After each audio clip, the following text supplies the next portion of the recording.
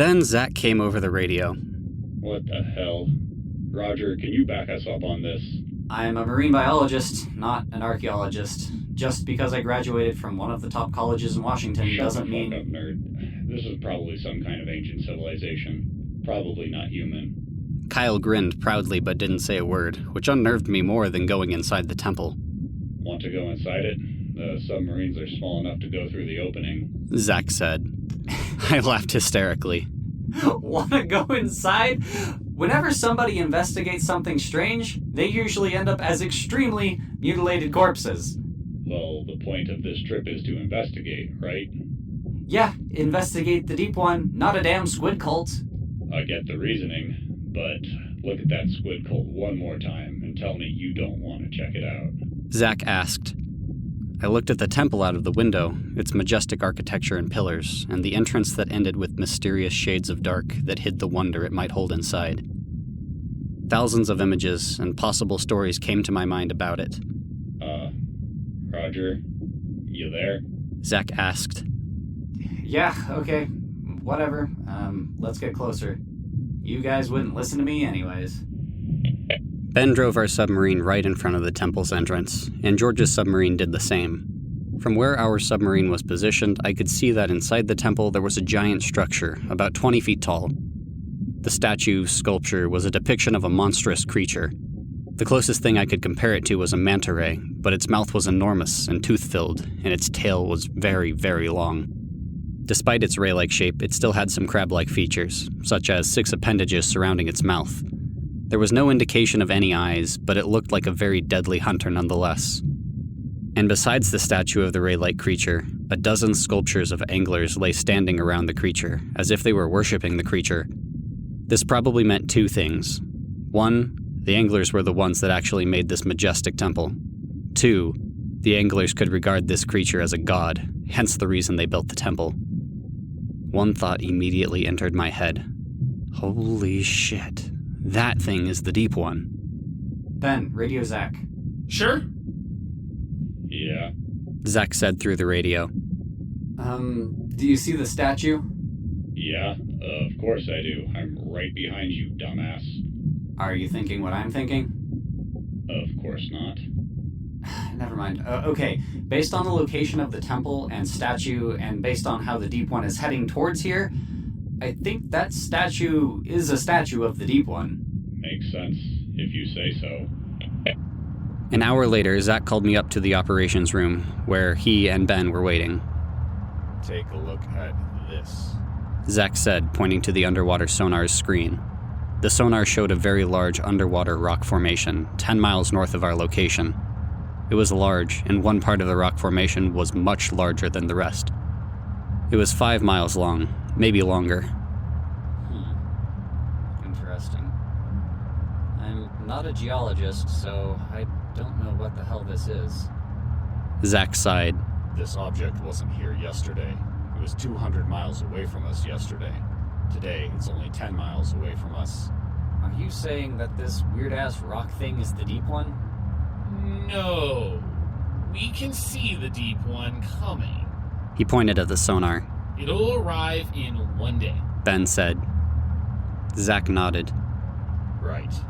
I'm not saying that this object is the Deep One, but it's strange.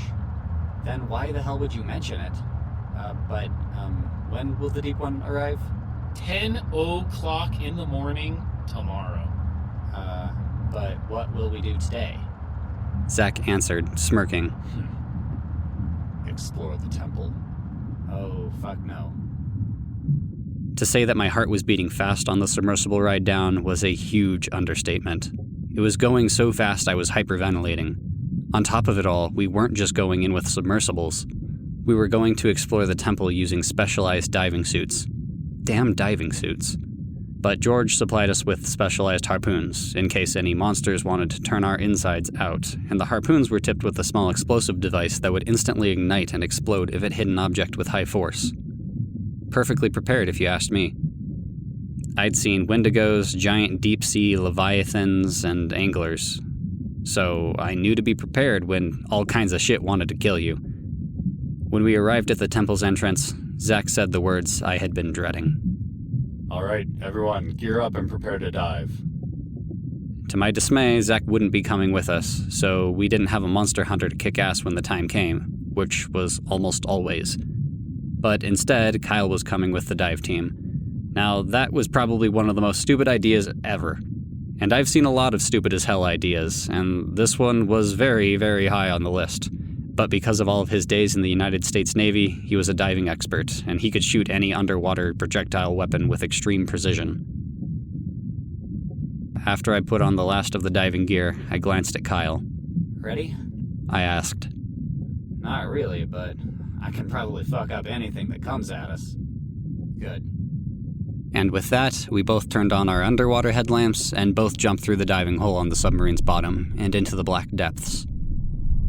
Instantly, the cold water hit me, and I regained my senses and got used to the dark water, our headlamps lighting the way. We swam through the entrance of the temple, and God, it was huge. Even bigger than it was on the outside. I swam past the sculpture of the Deep One and the anglers following Kyle. Eventually, after 10 minutes of swimming, we came across a huge row of giant sculptures, each one measuring 30 feet tall.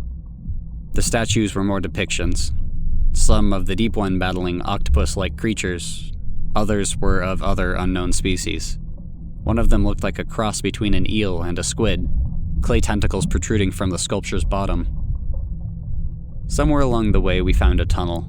It was about 17 feet tall and 14 feet wide. It was crafted into the stone wall. I signaled Kyle to let him know if he wanted to investigate the tunnel, and he nodded. And let's just say that the adrenaline was the only thing keeping me conscious. I placed a hand on the entrance of the tunnel and I pushed myself deeper into it. Surprisingly, the tunnel snaked sharply upward, and it eventually led into a large open space built into the structure. What I was seeing was probably against all means of physics, but at this point I had seen so much weird shit that I was practically used to impossible things. I took off my mask and Kyle exited the water, and he stood at the edge of the tunnel, taking off his diving mask. This is weird. Yep. What do you suppose this place is? Kyle answered. A place for unexpected divers to get ambushed. Oh, really? I looked at the large statue of the gulper eel-like creature in the center of the room. There sure were a lot of those.